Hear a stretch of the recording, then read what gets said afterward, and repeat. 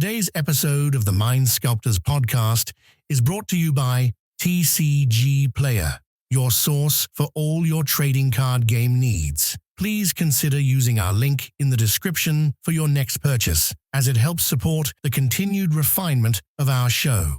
This episode is also made possible through the gracious support of our Patreon members.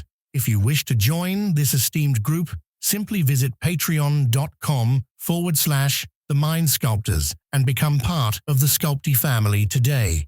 And of course, if you prefer a simpler gesture, we invite you to subscribe, leave a like and comment on YouTube, or leave a review on Spotify or Apple Podcasts as a most fitting offering to the ever-watchful algorithm Jesus.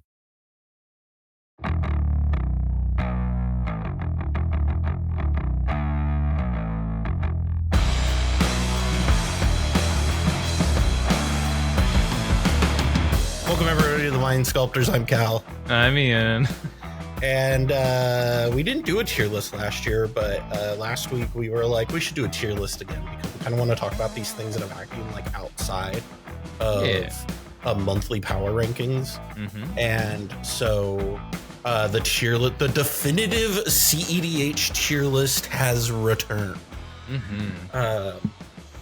There's no sort of ambiguity to it. This is definitely not an ironic titling. There's no nuance here. This is the no nuance zone. It's the nuance zone. The nuance zone. Here you are only going to get hot takes and even hotter people. Yes. Sexy, powerful. All the takes that you hear and go, wait, what? That's what you're going to get today. Yeah. If you want to support the podcast, you can go over to patreon.com/The Mind Sculptors and help us there. Also, if you don't want to do that, you can just go ahead and hit a like and subscribe or leave a comment or as a review on Spotify or Apple Podcasts. That helps out the podcast quite a lot. With that being said, we have 43 commanders that we're going to be talking about today. And excuse me, to give an idea to folks how this list, like, or how I came up with the list of these commanders. This is not an exhaustive list of commanders. This is a list of commanders that made the metagame breakdown of 10 or more over the past year. So if they hit that threshold of 10 or more, I put them all into a list. And these are the 43 decks that all popped up at least during 1 month with 10 or more entries. So this is not an exhaustive list of the meta, but this is what I would say is a pretty good, like, idea of what the meta is composed of, right? Like, I would say this is not an exhaustive list, obviously, but this is a pretty good picture of what a meta game can look like. Yes. Yeah, it's a snapshot, and it's a snapshot of things in popularity as well, right? Like, which is nice. Yeah. So with that being said, we're going to start off. We're going to go down these through single colors, then 2 colors, 3 colors, 4 colors on. And so kicking off here, we're going to start with the OG, the great planeswalker himself, Urza, Lord High Artificer, except that he's not a planeswalker in this form. This is an interesting commander. We've talked about this as something that we felt like post ban we thought had some upward mobility. Mm-hmm.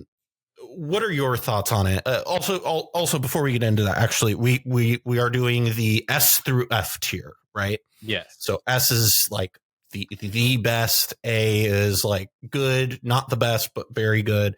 B is like average or above average. C is average. D is below average. F, you guys went to school. Don't always assume. Most of you probably went to school and have some familiarity, right? So with that being said, where do you have Urza like ranked here? I have Urza as like a solid C tier, right? Yeah.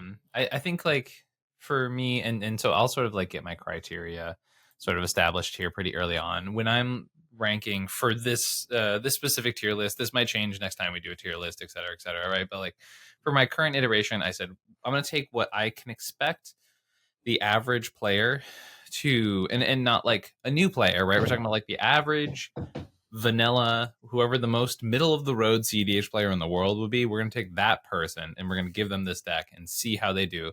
Give them a decent amount of prep time, right? It's not just like they have to pick it up and learn it in a week, right? Because that's, most people fail under those conditions, right? But whoever Mr. Vanilla cEDH player or Mrs. Vanilla cEDH player may or may not be, they are picking up this deck and they are playing it. And so that's why C tier struck me for Urza, where it's like it's a deck that has a lot of powerful tools, has a lot of nuance to it, got some new life in the new meta game, right? But at the end of the day, I think it's a deck that, you know, consistently escapes top pods, right? Is not necessarily one where you see its name frequently. It's not one where you see constantly putting up results. It has potential there. Once again, new life in the new meta. Really has not been played a whole ton in the new meta, but it is sort of there, sort of just kind of riding the wave. You know what I mean? So that's where I see it. I have Urza also here as a C tier. My criteria is not that dissimilar. I think a lot of it too is looking at it for me is like, you know, mostly agree with you. I think there is for me a little bit more of like what is the like ceiling floor of a commander. Sure. You know, and I think that still probably plays into the like pilot conversation, right? You know, the way I kind of conceptualize it for our sports fans is like, you know, if you got a good roster, how good will Kirk Cousins be if you put him at quarterback on that team, right? You know, if you put him in there with a bad roster, it's not going to be very good. If it's an average roster, it'll be okay. And, you know, most great rosters he will do really good with. He's kind of proved through his career. And so that's kind of how I feel about, like, if you put an average player in, how will they take this deck? And so I agree with you on that, Ian, is that I think like Urza is probably right there, sits right along the averages. Like you said, it hasn't popped up a ton this past year. It's popped up enough that it, like, we're talking about it. But I think the big thing with Urza here is that it is a deck, like most control decks, rewards like high level gameplay. And so I think it is a deck that maybe you, like, the average player won't succeed really well with, but I think like somebody who is a specialist on it can do really, really well with. Yeah. I think it's a really good way of putting it. Yeah, I agree. Yeah. Next commander here is Krark, son of Yawgmoth. This is a deck that has been played more than I think it ought to be, but that's it's not my turn to put a tier rating on it. Where do you have this ranked? I have Krark down in the D tier. I've seen pilots be successful with this deck. It almost always, to me, is on the back of somebody else messing up. And that's not necessarily saying that the deck doesn't have potential. It's like a very proactive deck in the current metagame, and there are really good pilots who can navigate it well, right? But they're not the person that I'm talking about, right? Today, we were talking about the average Joe Schmo picking up Krark.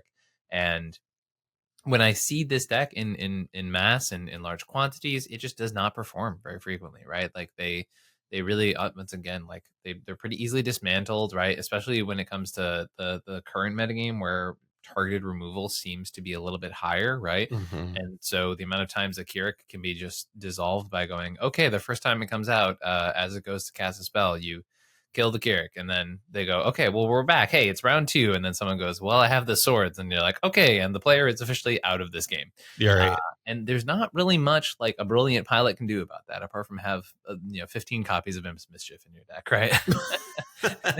So like, I do think there's changes that can be made to Krark to potentially make it more resilient, right? But then it's less explosive, and then you get into a lot of the nuances of that. And like, once again, has potential there. It's not fully in my F tier of like, please don't sleeve this up, right? But it's definitely a deck that needs a little TLC if you're gonna give it a go, Yeah.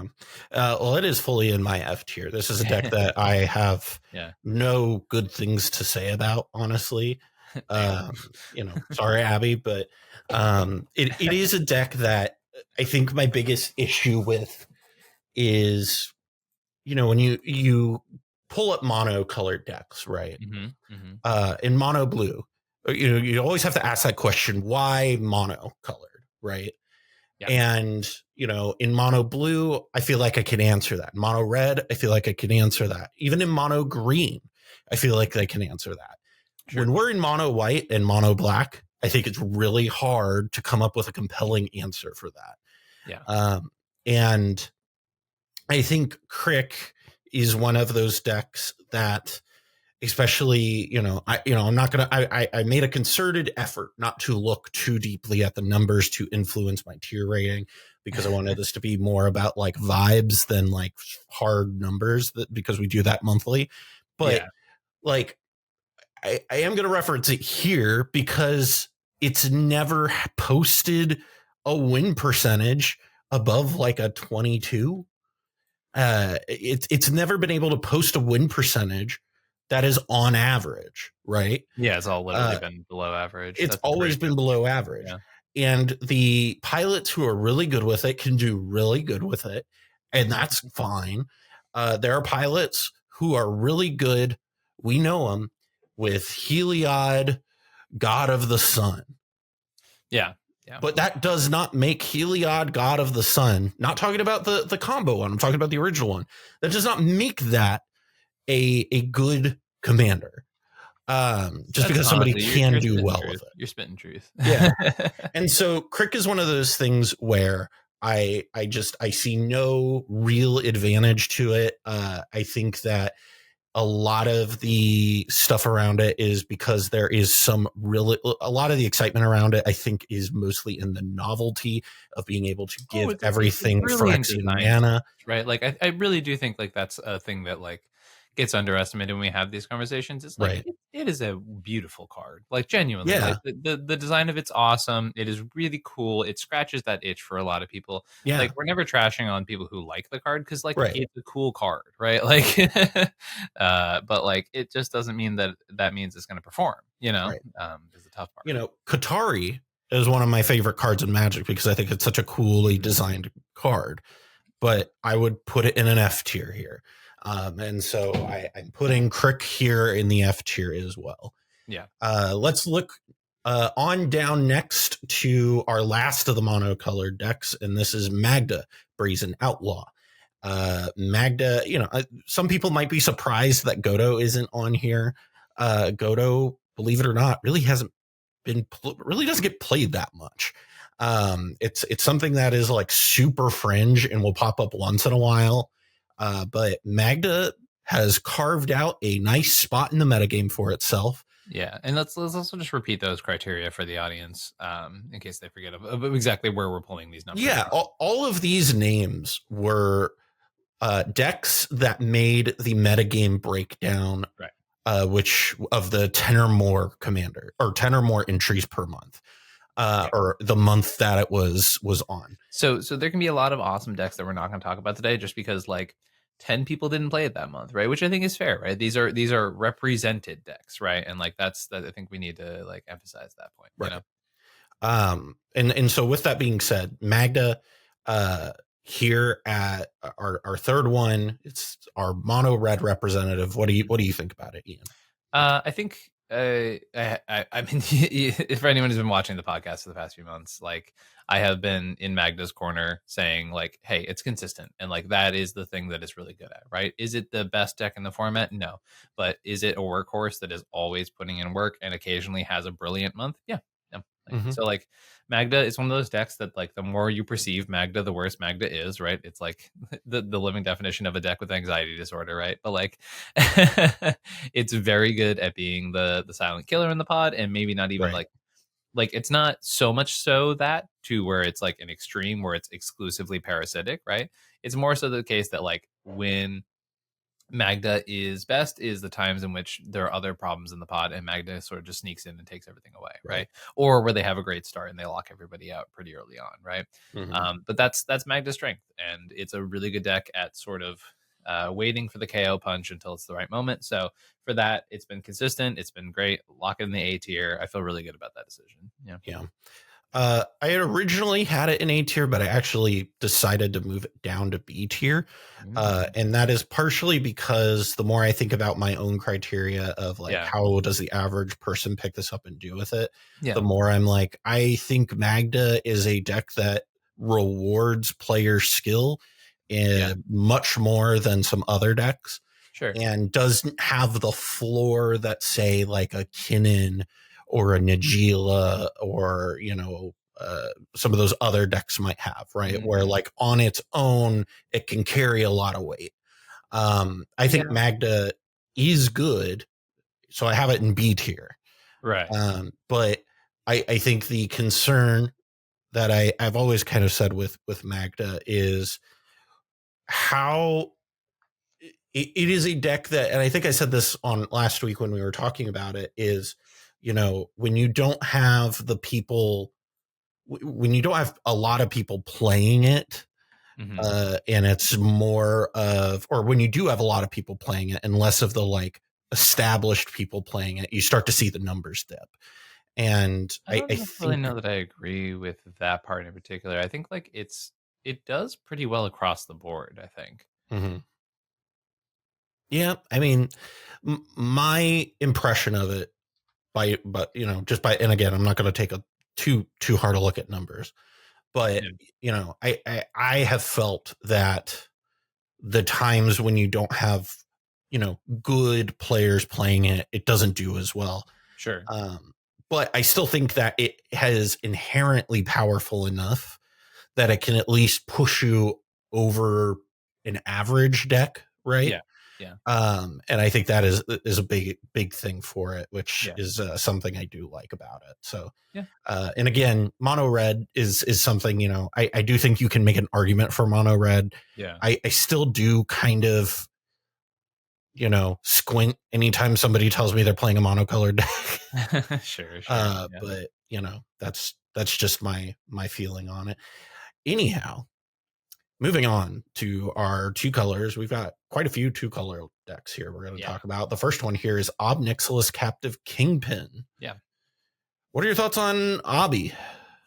Throbbing. Yeah, Ob's one of those decks that like its maximum capability does not match its use case in the standard parameters, right? So once again, we're talking about Joe Schmo here, right? The average cEDH player. I don't think Ob does well for the average person. I think, this is, I think Ob is the exact definition of like C's get degrees type of a mentality where it's like, Ob is really cool, really unique. There are players who can roll high with it, right? Like I literally just played a tournament very recently where it ended up winning the whole thing, right? It was a local 28 person, but like still, I mean, they had a very good record leaving Swiss and they were able to beat us in the finals.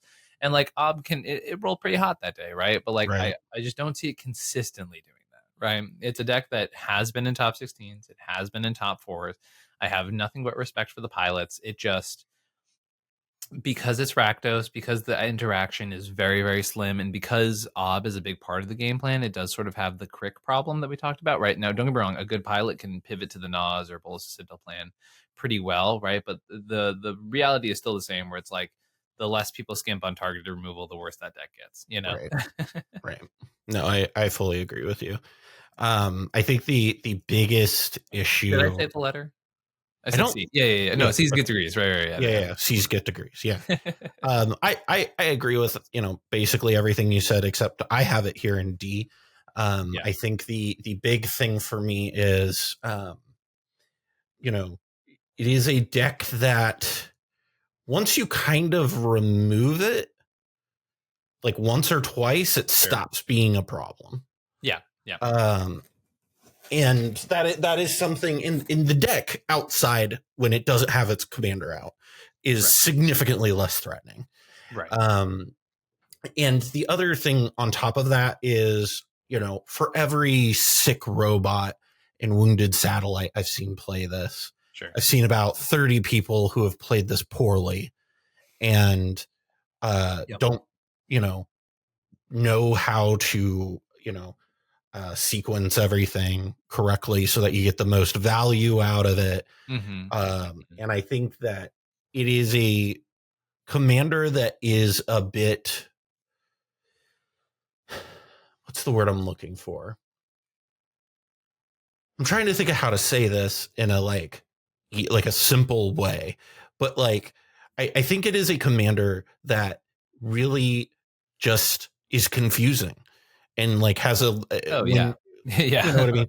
Like yeah. Like no, you're absolutely correct, right? Like it is a commander that like genuinely is not easy, right? Like that is, yeah, and that's okay. Like there can be hard commander decks, right? Like that is okay. right. You know, And like, you know, and the thing is good players can elevate bad decks. And I think that I have seen good players elevate this deck a lot. And when I have seen it not played by those good players, it doesn't look really good. And the other thing that I think it has an issue with is it's built up this reputation of being really scary, right? And it is also just generically very scary when you see an Nixilis out. Sure. So it gets a lot of attention, especially in this metagame where a lot of people are playing spot removal, right? Right. So I think that is a huge knock against a deck that is that commander reliant.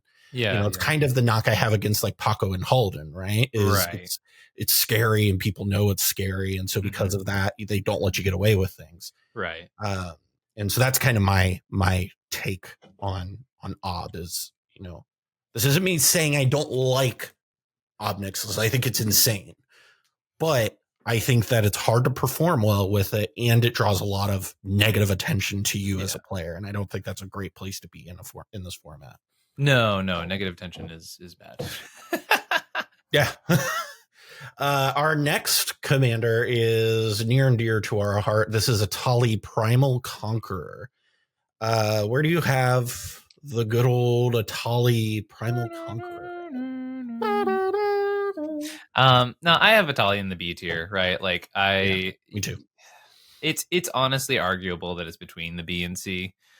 Realistically, I think this deck, though, I've seen more one-off people. The thing is, and this is more maybe where my point is. I've seen people win with Etali, like the whole thing, or do really well with Etali more than I have with other decks. I mean, honestly, if I put Ob in C tier, it's probably safe to put Etali there as well, because this is like keeping to my own parameters. I do think maybe it's there because it really is one of those decks too that I see like people who are pretty confident in executing Storm know really, really, really well how to play Etali, right? Where I don't know if I consider the average Magic player good at doing that, right? So I think Etali has a lot of potential. I think in the right hands, it can even look like an A tier deck, right? But it's not necessarily the parameters that I'm going off of today, right? So with that, I'm gonna shove Etali down to C tier, right? Because like I don't think I can for a deck like Ob, which I think has a lot of potential, but also has that kind of variance. I don't think I can say Etali's any different, right? Which is literally I'm gonna keep it a B, and I'm gonna push back on that a little bit because pop off. Etali is a deck that you. So remember I was talking about, right? It has the same fear of God factor that Ob Nixilis has, right? Okay. Where it will scare the fear of God into your opponents. The difference is, you aren't trying to just land Etali and let it sit around. Correct. You are trying to land Etali, and when you land Etali, you're hoping to pop off. Yeah. That's a way different world to be in. Yeah. And because of that, I feel like the average player, when you tell them, here's how the deck works, you sit down and you make a lot of mana and you cast this card. Yeah. That's your deck. That's your game plan. Yeah. And I think that as a Storm plan is a lot easier to comprehend than, okay, so here's what you got to do. You got to get your pieces down so you can get Nixilis out early enough so that you can get it going. And then you got to play these pingers that get everybody so that you can get it building. And once you do that, you can start swinging in, but you don't want to swing in too much because you want to keep everybody around so you can get enough. And it's like this whole Rube Goldberg machine that you have to build with it, right? When Etali is just like, hey, if you make a bunch of fucking mana and cast your commander, you can cast other people's shit. And and it cascades really quickly. Yeah. I think that is a much higher floor than, where Ob Nixilis is at. Yeah, I will agree with you, though, on the rest of your point, which is that, in a competent pilot's hands, it looks way better than it does in somebody who you just tell them to make a bunch of mana with it, right? right. And I think that's where you see the delineation. But I think that it is strong enough that if you hand it to, Joe Show from the Crab Shack, right? Mm-hmm. We've talked about that Crab Shack meta, and I think it can perform pretty well out there if you just hand it to Joe from the Crab Shack. Like, I think he'll do okay with it. CSM, baby, CSM. Yeah. But yeah, so I'm going to keep it a B. I'm going to stick with my guns here and put Etali here at B. I believe in the Dino. Moving on down to Talion, the Kindly Lord. How do we feel about Talion? Damn, dog. I I had Talion in B, and this is another one where I'm like, maybe this is another average player problem. I'm redefining my parameters based on my initial cursory look at this tier list, and I think Talion's also gonna hit that C's meet degrees kind of thing, right? Where it's like, I have the concept of Talion is very simple. You are a blue-black control deck. That's it. You're a blue-black control deck. 90% of the time, you don't even kill them with Thoracle. You just sort of like chip, chip, chip, chip, chip, chip, chip, right? Until they die. The thing is, the average... You did that, and I started singing the Music Man in my head because the Good Night Ladies thing. Okay, you're a music theater guy. You should know exactly what I'm talking about.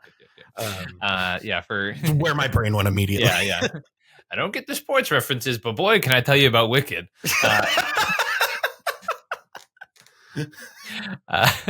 So Italian is, it's one of those cards where it does the thing, right? Like, you plant it, you draw cards. The thing is, control decks are really hard to play. That is why, for decades and decades of Magic, you saw every LGS warrior who was like the person you always had to be at the shop. They were always playing the control deck because they knew what they were doing, and they would counter the right spell at the right time, and then they would kill you, and then, oh my god, it happened again, right? But that's not, that's sort of the reality of decks like this, where like they look fantastic in the right hands, right? But when you counter the wrong spell at the wrong time, or when you're forced to always have the answer to all the problems, control decks look a lot worse. So Talion sort of gets locked up in that reality. No, I fully agree with that. I have it in D tier. I have it there for much of the same reason I have Ob there, because it is very much a land it and then like a plant your flag and stand right by it. I think it's a bit better than Ob. Because I think blue-black is inherently better than black-red. But the big issue that I have is that I think it has all the issues that like Urza has, right? Okay. But doesn't have all the pieces that Urza gets that slows people down. So if it loses its commander, the game's not over, right? Yeah. Because like Urza's like almost a stack, right? Whereas Talion really is a classic control deck. And, you know me, I love a good old classic control deck. I love those decks. But here is the issue. I think two things really color my opinion on it a lot. One is the loss of Jeweled Lotus makes me dislike this commander infinitely more. Very because fair. Yeah. It is a commander you want to get out ASAP. And when you can't get it out ASAP, it's a lot worse. Crypt 2, honestly. The second piece to that is it is going to draw the ire of the table. And it's the same issue of Ob Nixilis. It's not as scary as Ob Nixilis, right? But it is one of those things that people are going to want to remove it. And that's not great for your game.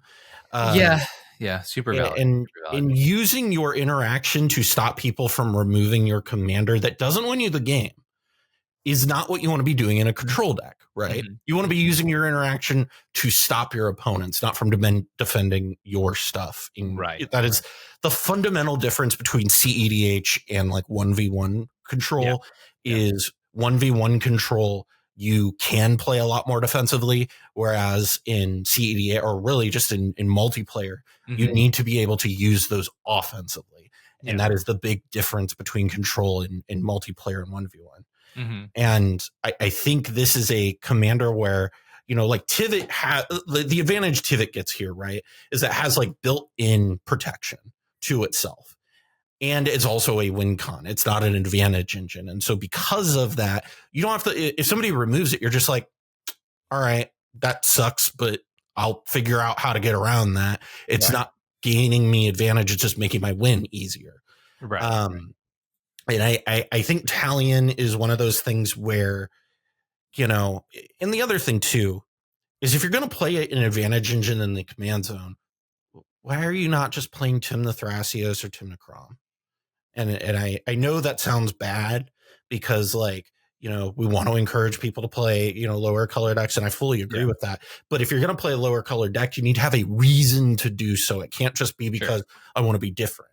Yeah. And I don't think Talion as a commander gives you enough when you could just play Crom, right? And I think that's going to be one of my big things about it. Yeah. No, that's like super valid. Like, I have zero criticism of that line of thought. Like, it's a tough one, you know. cEDH is you want that sort of identity, that sort of individuality, right? But that's not always the luxury we get. Moving on down to our next blue-black commander. This is Yuriko the Tiger Shadow. Yeah. This is a commander that I hate. And you have fine feelings about. You update it in real time. Yeah. Well, because I had Talion at D, and I was like, man, I think this is worse than Talion. Wow. So, yeah. Okay. No, you got to defend, because Cal just took Yuriko from a D to an F. So let's hear it from you first. I'm so curious. So here's the deal. Yeah. I think Yuriko.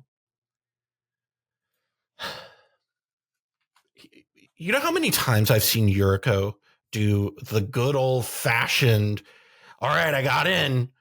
All right, let's see what we flipped. It was a Mox Opal. It was a land. For every time they've won because they've hit their giant 15 mana creature is. Yeah. I've sat there and been like, no, I lost one wife to your vampiric tutor. And like, I just don't think that's a great strategy. Sure. I just don't think so. Especially in blue-black, there are just better things to be doing in blue-black. And I don't think it's that good. I think that the entire reason people play it is the novelty of ninjutsu. And I don't think that is good enough. Sure. And the other thing is, too, the big hits that they play in it are bad cards. So, like, they're not even cards that you want to cast. Sure. So, like, they're just there so that you can, people will be like, oh, well, you can vamp tutor them to the top. It's like, that's what you want to use your vamp tutor for? Like, come on. There are much better things. And then the card's just in your hand. So what are you going to do with it? Oh, you can cast Brainstorm and put it on top one time. Okay. Just play. There's so many better things that you could be playing in blue-black. There's so many better things that you could be playing. I don't get it. And I understand that somebody won a tournament with it. What was it, last month or the month before? But guess what? I've watched people top 16 events and almost win events with fucking Heliod, God of the Sun. I don't care if you can pull out one good event. It doesn't mean anything. Yeah. I've never seen this be compelling. And every time I see it, it's always the most, oh, well, man, those are some bad Kinnan flips. I don't think I've ever seen Yuriko get a good flip in my life. And I've played against Yuriko a lot. I don't think I've ever seen him get a good flip. I think the best I've ever seen him get is like a 4. And I'm like, I don't know what I'm going to do about that. That's just how I feel about it. I think the deck is awful. Yeah, maybe I don't feel as strongly as you do about Yuriko. Most people don't. Yeah. This is one of my soft spots. I will admit. This is a deck I feel strongly about. Yeah. I think maybe if so I had mine to B, and then I was like, once again, average player, remind myself, I moved it down a little bit, which I feel like is maybe, let me just double check every other thing here and just move it down one, apparently, because that's my analysis right now. But I think Yuriko is better than what you have perceived it to be. I think there are a lot more average players who can pick up Yuriko and do well with it at the end of the day. Like you get your Thoracle wins when you get your Thoracle wins. I think playing the deck like big flips is going to instantly burn the table down is always kind of the mistake. Like Yes. the shooting your load too early and like, oh, I flipped over the 15. It's like great, but you put everyone at 2 and 3 and now they know that they're almost dead, as opposed to waiting to the literal last second to do that. Is a whole thing. Shadow of Mortality, it's like great card selection, guys. I also think Yuriko pilots suffer from the Gitrog problem, which is like a classic condition I call when you stare at a deck so much that you play around niche scenarios, and like to the point where it's like they choke on mana a lot, right? Like I'm always like watching the fail points of decks, right? And so like I understand why cards like Scroll Rack and Sensei's Top are not played as much, but if you're trying to play a grindy fair game, like why aren't we playing those things anymore? You know what I mean? Like little things like that where I'm like, I understand choices that are being made and I understand the reason behind them, because I know some very good Yuriko pilots who've explained them to me. I just don't know that I agree with those choices. You know what I mean? The deck's also got a lot of good tech lately. It's put up more top results lately since Kaito has been printed, because that card's fundamentally busted. Kaito is very good. Yeah. Yes. So like and this is the thing where like I noticed this. I was talking about this with a client of mine who is like a Yuriko pilot, and they were like, yeah, it's so weird. In my pickup games, I like never win, but when it comes to tournament time, people always treat Yuriko like it's the deck that we'll deal with later, right? Which is fair because that's kind of how it is. But then eventually they don't realize when they're later dead, comes right? and you're dead, right? Exactly. So I think the average pilot has the ability to get there with Yuriko, and therefore that's where that deck should be sort of. Yeah. You know what I mean? I think that's fair. Maybe it's because I respect it enough to know to deal with it. Yeah. But every time I've ever played against it, I'm just like, this is so. You played Windcrafter. Oh God. Oh, what am I gonna do? Like, also say you tend to play decks that have disproportionately good matchups against deck like that's fair. That is like very, very valid, right? Like it is super fair. I do tend to play decks that really do just shit on decks like Yuriko. Yeah, exactly. I maybe I'm being unfair. I'm okay to be unfair here. But I think a lot of the criticism I've given against like Magda in the past is how I feel about like Yuriko, right? Is I just think that like your big flips aren't good enough. And I get that it isn't fully big flips anymore, but like you can't tell me that Shadow of Mortality is good and worth playing. Like you can't. Oh, but it will do 45 damage dished out between every. Oh, okay. Yeah. But how often are you using that, and how much play are you actually getting out of this card? I'm willing to bet not that much. And it's the same conversation we used to have with Magda, where you're playing all of these just do nothing dwarfs that are literally there just to turn on your commander. And we are starting to get a lot more ninjas with text on them, with relevant text on them, which is helpful. And I will give it that. And we are also getting a lot more like bigger CMC cards that are, not just big CMC cards. We've seen a lot of them recently.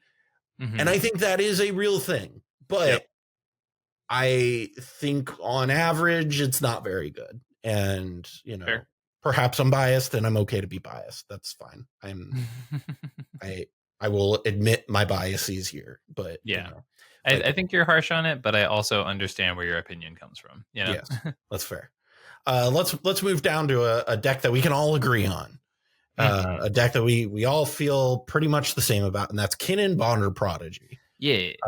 Kinnan, how do you, Ian, the Kinnan stan, feel about Kinnan Bonder Prodigy? I'm really, I'm going to be shocked, utterly shocked by what you put it as. I mean, like, it's F tier, right? Yeah, clearly. No, if I'm picking up Kinnan, I think it's an S tier deck, right? If other people who are very comfortable with the deck, I'm picking up Kinnan. If Cal's picking up Kinnan, it's maybe, I don't know, D, C. No, kidding. I have it in my style of play. I have it in A, which like you could argue is in B, right? Which is like, I think that's kind of where I average Kinnan out to be, right? And this is once again, we're talking about like the most average skilled cEDH player, right? Where I think that new players pick up Kinnan a lot, which leads to a lot of the bad results with Kinnan, and we don't see a lot of the middle tier players with Kinnan and kind of how they do. Because I've definitely given Kinnan to players who are newer, but who kind of have a good fundamentals underneath them, and they do well with it, right? They're not like absolutely devastating people, right? But they do well with it, right? And I think that's kind of where I think I see a lot of it. Is like a lot of people who have once again worked with in the past who are like, yeah, they're jumping into things, but they've got their stuff underneath them. They do pretty decently with the deck, right? They top 16 a decent amount or whatever it might be, right? But I mean, we've talked about this a lot, right? Yeah. It's just not a good deck to hand somebody who's new to Magic, new to cEDH. It's just not. And a lot of people do that, and I because they're like, oh, it's make a bunch of mana stuff. But I think Etali is a deck that you can hand to new players and they would be fine. Yeah, I don't think Kinnan is that way. Yeah, agreed. My feelings on Kinnan, though, I have it in A as well. If I wasn't looking at the ceiling as much, I would probably put it in B as well. Yeah. But here's the thing that I'm going to say about it is the ceiling for Kinnan is so much higher than any other deck I would put in B that I think that it just moves it up on its own, right? Because the upward potential of Kinnan is bananas. When you get somebody who's good with Kinnan, it looks like the best deck in the format. I mean, we kind of fooled ourselves into thinking it was the best deck in the format for a little bit. Yeah. And, it really can look that way when it's in the hands of good players. Right. And I think that is worth something, right? However, I don't think it's the best deck in the format, as we've discussed. I would love to see some innovations in Kinnan around maybe, I don't know, playing removal pieces in your decks that aren't just. Look, we went on this whole rant last episode. I just I'm just going to say it again because not everybody listens every episode. But for those who don't, consider playing more removal pieces than just the creature that destroys artifacts. Please do it. please play something else. Like Archdruid's Charm, great, gets your pieces you want anyway. Force of Negation. You know what else is really annoying? Rhystic Study. Just play removal. Removal is like the highest stock it's been in years, right? So just play more. You're not gonna, your flips aren't gonna be that much worse. I promise you. Let's move on down to the blue-red decks. Here we've got the famous blue-red deck, Krark Sakashima. How do we feel about Krark Sakashima, Ian? I have it on A, actually. I think the thing is with Krark Saka, I want to phrase this. Krark Saka is a deck that is not played a whole ton, but every time it's played in Mass, it does exceptionally well. And given the conditions of this metagame being more mid-range heavy, I have a hard time expecting this deck to be anything other than an A tier deck, right? It is just very anti-meta at the current moment, and I think that is all you need it to be. You know what I mean? Like really, truly just a solid anti-meta deck that we can lock in for being such, Yeah. I have it at B mostly because of the fact that I think this I will always kind of put Krark Sakashima closer to like Gift Storm as a Storm deck than like Etali, because Etali is much more just like Etali is almost like a burn deck in a way. In terms of the mindset behind it, because like Gift Storm in Krark Sakashima, you do want to make a lot of mana, but you also have like sequencing behind that really matters. And if you mess up your sequencing, it changes things a lot. And while that does exist with Etali is much more concerned about just shooting off mana, right? Sure. The same way Burn is very much just like the more you get damage out, the better. It's not a perfect metaphor. Okay. I will admit. I agree with your face. I would feel the same way. But my point being is that when you hand it to a new player, Burn, you get really quickly. Yeah. And I feel that same way about Etali. Whereas Krark Sakashima, there's like stuff with like stack order, where unless you have like an understanding of how the stack works, that's the whole thing. Yeah. That is a huge learning curve for the stack. And so that's why I have it at B. I agree with everything you said, but I think the fact that you really got to know how the stack works. Yeah. That's why I have it at B. That's why. And this is why I'm like, kind of like, this is where the average cEDH player thing gets pretty interesting, right? Because like, I do think you can sort of stumble through it if you have the base understanding of cEDH, right? Like if you were, because it's the most complicated format in Magic, period. Right. So like if you understand, if you're like the average cEDH player, you fucking get how the stack works, I think, right? Like we're talking about the average, right? Once again, not a new player, the average. I think the average player can flip some coins and know that like how triggers go on the stack, right? I'm not saying that's exceptional. I think you just assume average Magic player is better than I do. Yeah, maybe that's it. I say I'm an average Magic player all the time, which is like very clearly not true. So like, yeah, that's fair. That's very fair.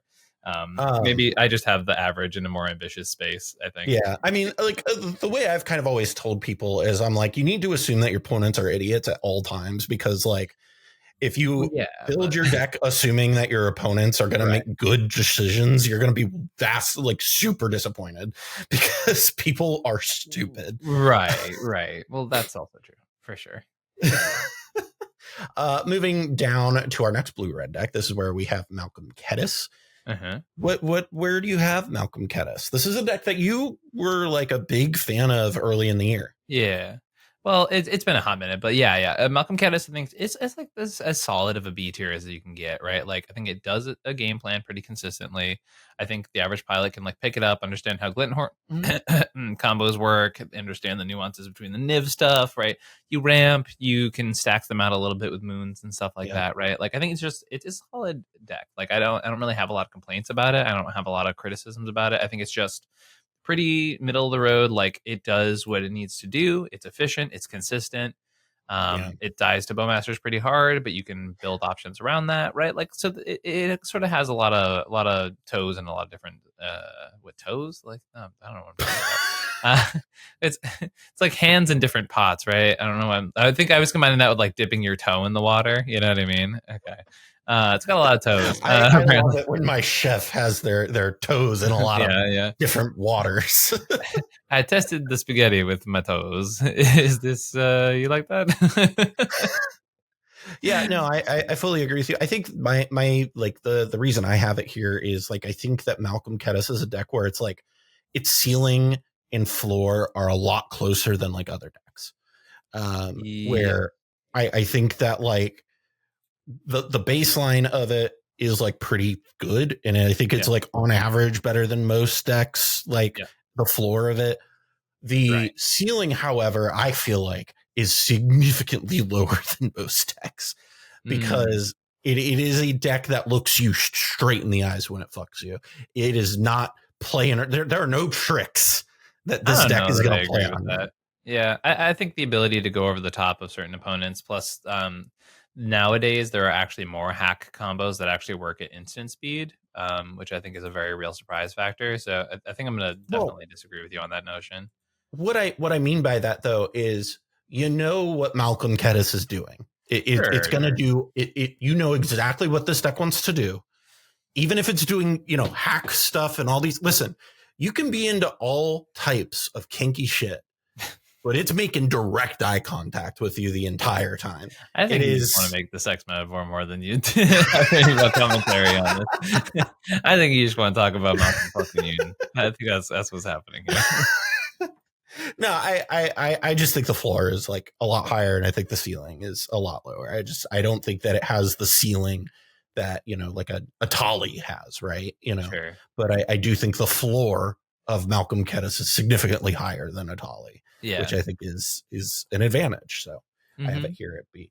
Let's look at a deck that, or a commander that is played in Malcolm Kediss, and that's Niv-Mizzet Parun. This is our, you know, what, third blue-red deck in a row? Fourth? Yeah.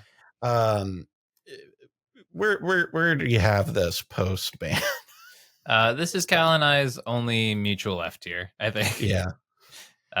This is a lot of representation before the bans, and yep, just not anymore.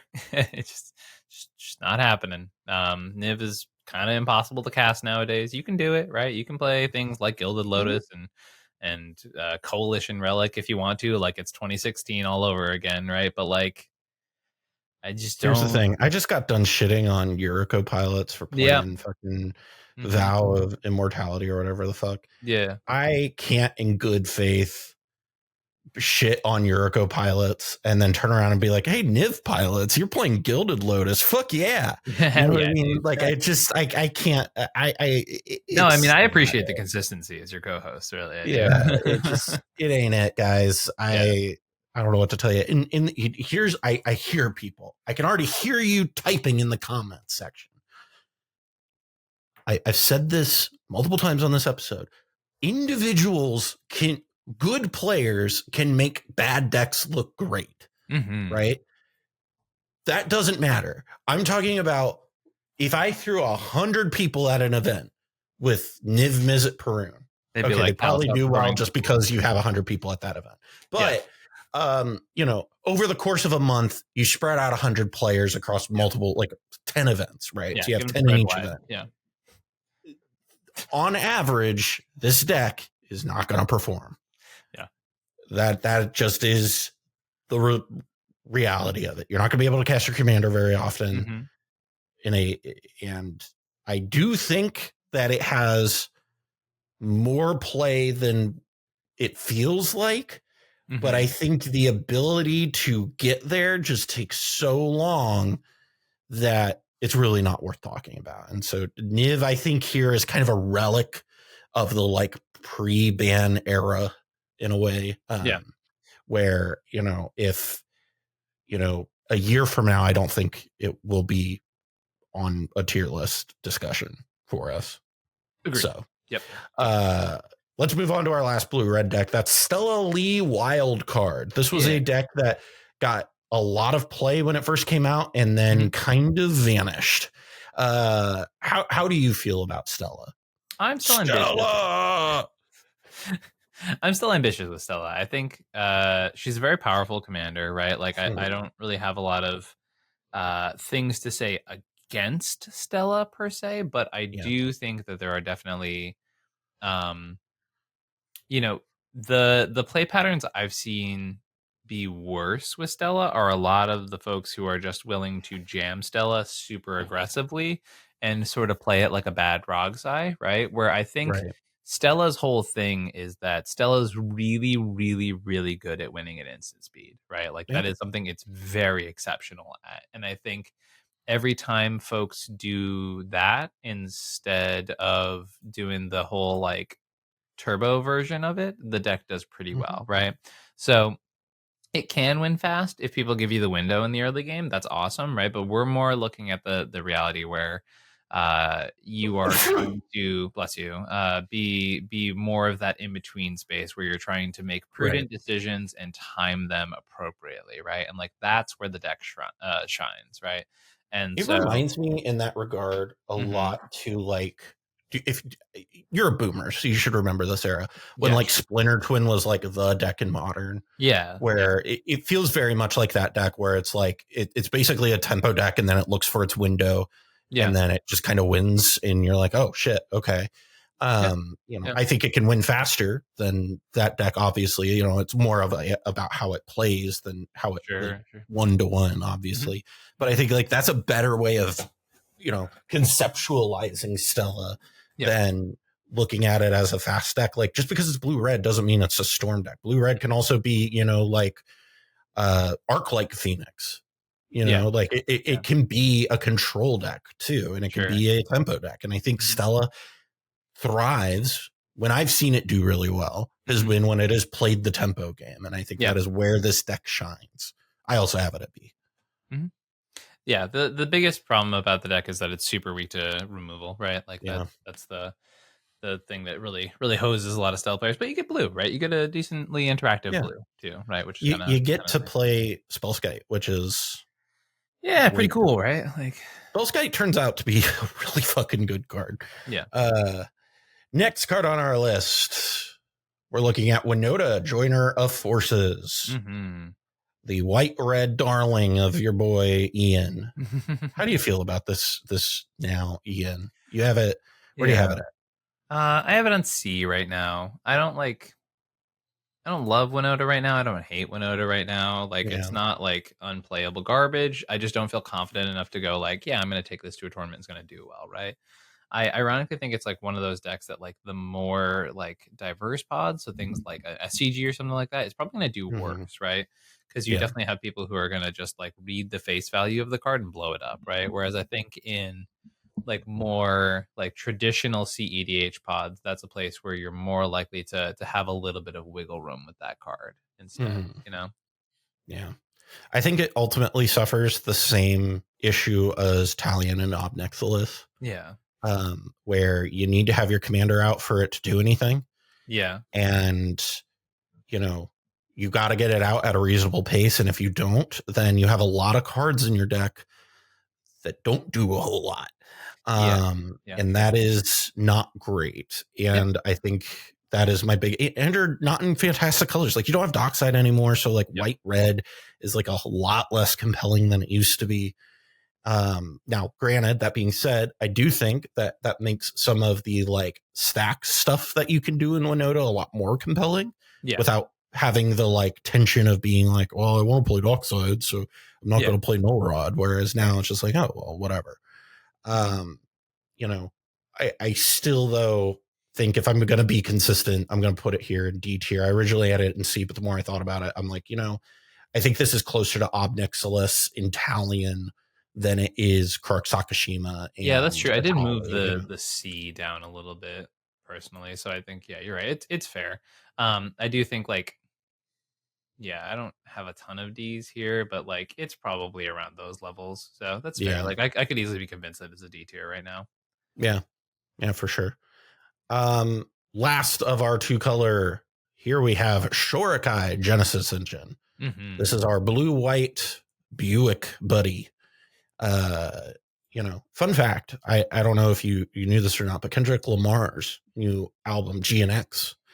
GNX is the Buick Grand National. I don't know if you knew that or not. So we know our boy Kendrick Lamar is also a fan of Buicks. Wow. It's a lot less weird now, huh? I don't know that I can say that. I don't know that I have the confidence to really support you on that one, but sure. How do you feel about Shorikai? This is a card that you and I have both like been fans of, I feel like, for like its whole lifetime. Yeah, actually just bumped it up one. I think Shorikai is in the best spot it's ever been in post Dockside ban, obviously, right? Like, because previously it never existed without Dockside existing as well, right? Right. I think there are, I don't want to phrase this. It's a good deck, right? Like it is a deck that is very solid. I think this is another deck that I would assume, without people jumping down my throat after saying this, that the average pilot builds this deck in a way that is not as supportive of the main game plan, and that I think is suboptimal. That's a really, really political way of saying that most people build it bad. That's I agree. I don't know. I just think it is built poorly off. Yeah, I fully agree with you. And I don't believe in humility. I just don't. Yeah, well, I that's never a whole insanely nuanced conversation that I do not desire to get into in the course of this tier list. That's fine. That's fine. But I think the TLDR is like the deck is very good at card advantage and winning games eventually, right? And the really good pilots can make it so that the deck wins before eventually, which is a very good place for things to be, right? So 100%. I think it's really about sort of getting to that reality of like how do I best use a card like this? You know what I mean? Yeah. No, I fully agree with you. I also have it here at B tier. Yeah. I think that it is like a really good deck. I do think it's built suboptimally. I do think that if it was built correctly, that the average player would be able to do well with it. I think that it is not a control deck. And I think that is partially where the confusion lies. Yeah, is because people see blue-white and they're like, oh, control. And it's like, hey, what if I told you colors don't necessarily determine what your deck is? Yeah. I think Shorikai is a really cool combo deck that has some tempo elements. And I think that if you are playing it in that way, it plays a lot smoother in my experience. And so I like Shorikai. I think there's things that can do really well. I think there's things that can do a lot better. I think that one thing that it does better than most decks is it dodges a lot of removal that's played, which is super good in my opinion. Yeah. So, I like Shorikai at the moment, but that will do it for the first part of our tier list that we're going to be doing. We're here at the hour mark, and let's, Ian's got some coaching clients he's got to go talk to. So if you want to be one of those clients, Ian, how can they hit you up for that? Yeah, if you want to be cool like Cal and hit me up. Hey everybody, you can find me over at ComedIanMTG@gmail.com is the easiest place to find me. Also, I want to shout out everyone who has reached out to me over the past couple weeks. There was PAX Unplugged last week, and I was so behind on literally everything that I know there was a lot of things resting in my inbox, but I really appreciate everyone for their patience. And now we're sort of back to it. I'm going to have a holiday sale coming up. Basically, the idea is you'll get a little bit off if you gift a session to another person. So that'd be pretty cool. And yes, you can exploit it and gift them to one another. That is how that works. And so, hit me up at ComedIanMTG@gmail.com. I also have a link tree now that Cal will be awesome and link down in the description below. Yeah. And find me over at my own channel, youtube.com/ComedIanMTG. And also look out in the near future if y'all are interested in any TTRPG content, because I'm starting a channel with Lewis Stardust and Anna Margaret that is going to be focused on TTRPG content. So that's going to be pretty fun. And that should be dropping around February. So fun stuff. I love RPGs so much, like just across the board, whether they're, tabletop RPGs or video games. RPGs are my shit. I gotta say, so I started playing Metaphor ReFantazio a few days ago. And it's built by the same developers who built like Persona, those games and all of that. And playing it is super bizarre after playing Dragon Age, because going from a like Western RPG to a Japanese RPG back to back like that. I'm just different. Like, why is there so much stuff on the screen? Holy shit. My brain is just like, there's too much happening right now. I need a second. I agree with you. Game's great, but if you want to help the Mind Sculptors, like I said at the top of the show, you can go to patreon.com/the Mind Sculptors and sub to us there. You can also help out by leaving a like and comment as an offering to Algorithm Jesus. Also, make sure to subscribe if you're on YouTube, or leave a review and or a comment, I guess, on Spotify or Apple Podcasts. That helps out quite a bit. So greatly appreciate that. With that being said, I'm Cal. I'm Ian. Stay sculpty, everybody. We'll see you next week. Bye.